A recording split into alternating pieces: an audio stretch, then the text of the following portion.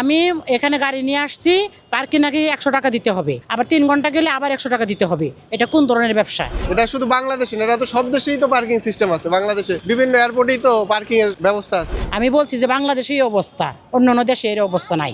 ওনারা বলতেছে 100 টাকা দিতে হবে। হযরত শাহজালাল আন্তর্জাতিক বিমানবন্দর এটা তো ইজারাকৃত পার্কিং। এটা সরকারের কাছ থেকে, সিভিল এভিয়েশনের কাছ থেকে ইজারার মাধ্যমে আমরা এটা টোল কালেকশন করি। এটা তো সরকারি জিনিস। চলে আসবে বিদেশ থেকে। আমি এখানে গাড়ি নিয়ে আসছি, পার্কিং নাকি 100 টাকা দিতে হবে, আবার 3 ঘন্টা গেলে আবার 100 টাকা দিতে হবে। এটা কোন ধরনের ব্যবসা?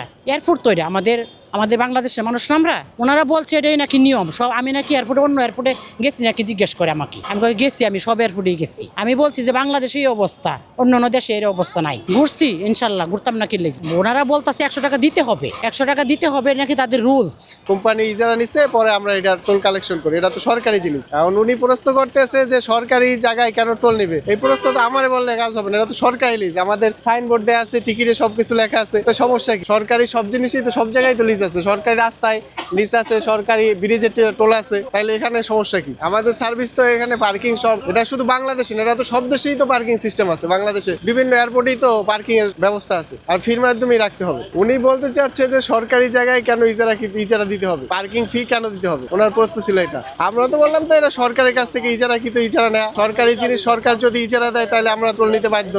আপনি খোঁজ নিয়ে দেখেন যে বাইরে আছে কি নাই। আমি তো আমার জানা মতে তো পৃথিবীর সব এয়ারপোর্টেই তো পার্কিং এর ব্যবস্থা আছে, পার্কিং এর ফি দেওয়া লাগে।